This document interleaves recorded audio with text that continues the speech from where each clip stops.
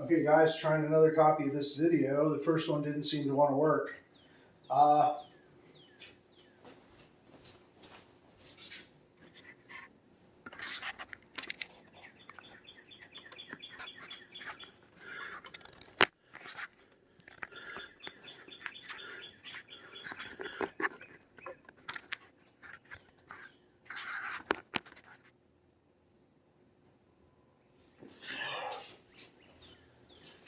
okay, trying again.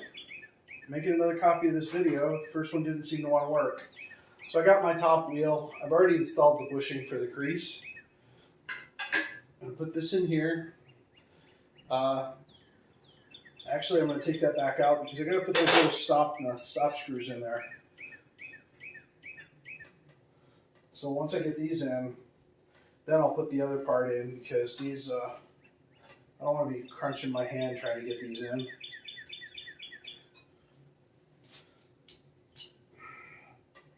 This one's a little broken. I may end up making a new one of these just for the sake of doing it.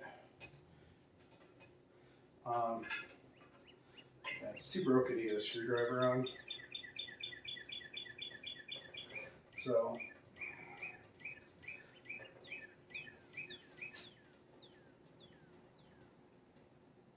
what I'm going to do is I'm going to put this on here.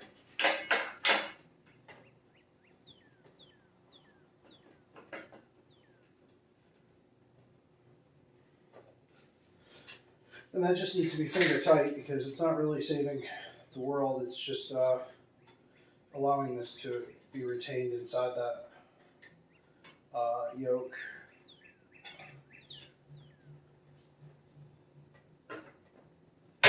So what I'm going to do is I'm going to just finger tighten that. And I'll probably put the lock on one of these just so that it doesn't. What I'm going to do is I'm going to back it out just a hair, and then I'm going to tighten up the lock nut so that I don't over tighten it so that it still goes up and down freely. Actually, I'm going to back it out just a hair more.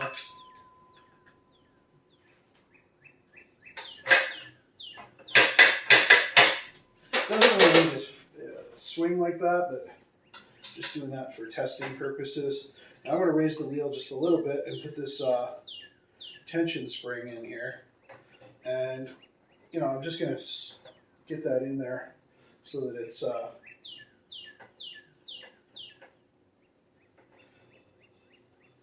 don't want to cross thread it.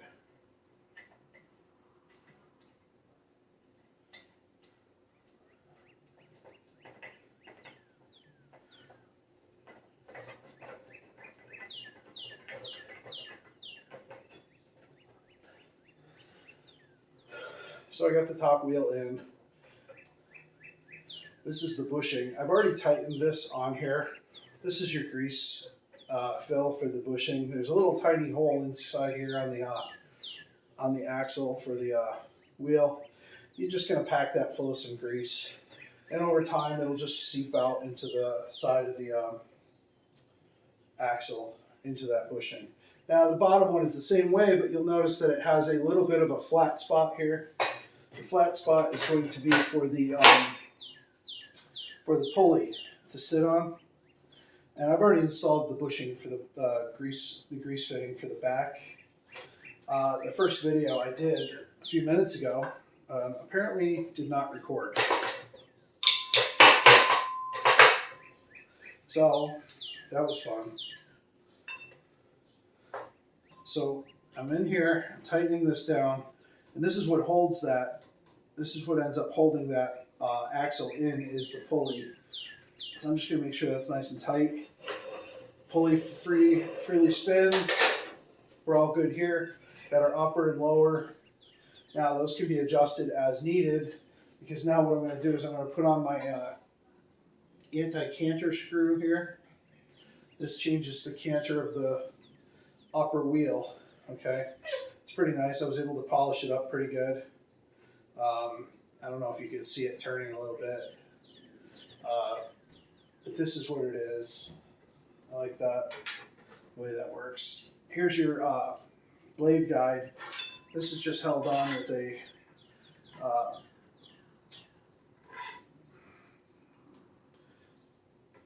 bolt and a wing nut.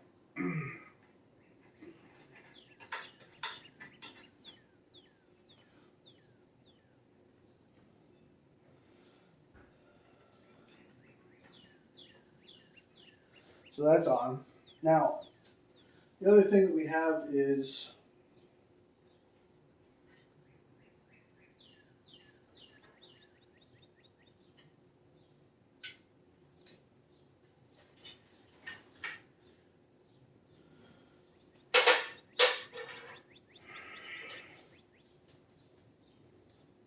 this is your upper door latch. So this gets tightened on here.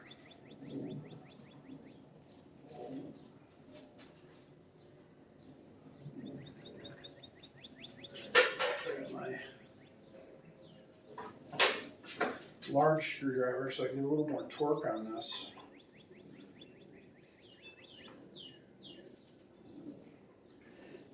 And that's on there pretty well. This will just slide into there and tighten down when I put this on the case. This is your table leveling screw. This levels your table out.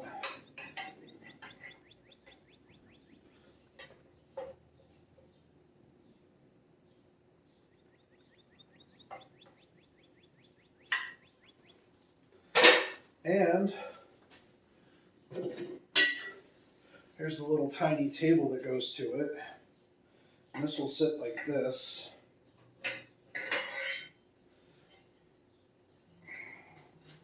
I'm not entirely sure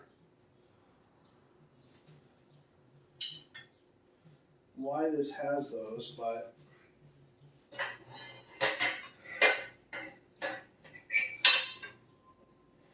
the table actually sits on here as such. Actually, I think what I'm going to do is I might actually, so this screws in. I think it's missing some sort of handle because at one point most of the Craftsman tools came with some sort of handle to make that sit in there properly. Anyhow, this is how it is. Or this is how I got this. Let me put it that way.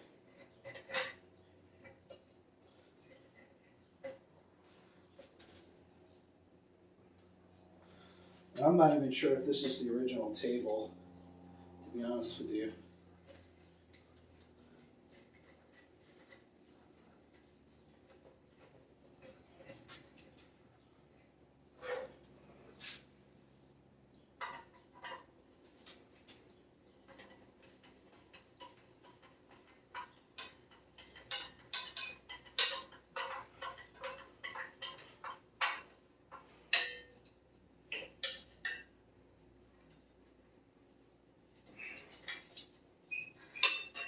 I have the washer on the wrong side, folks. Good job.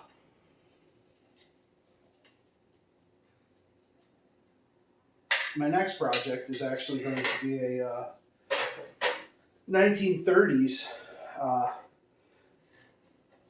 10-inch bandsaw, which is actually sitting right in front of me. But I haven't cleaned it up enough to show you yet. I'm not sure what I'm going to do with it.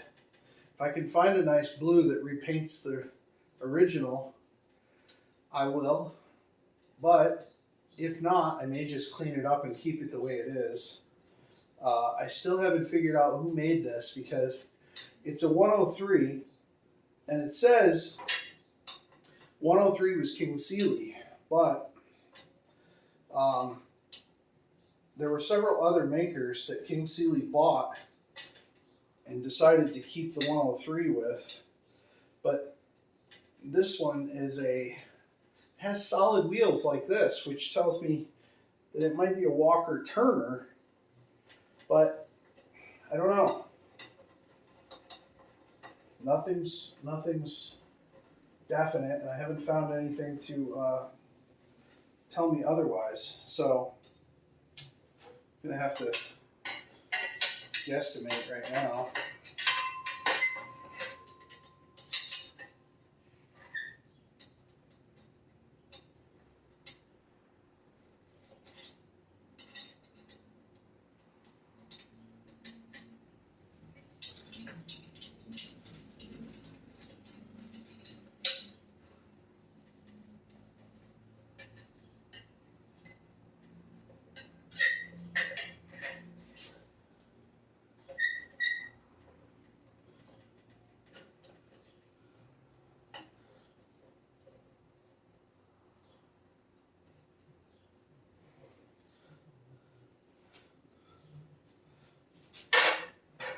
And my half inch.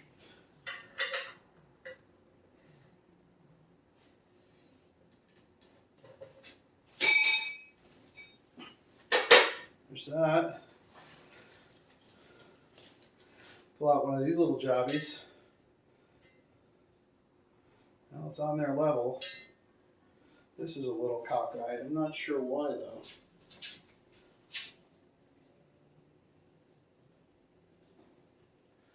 Can't tell if this is bent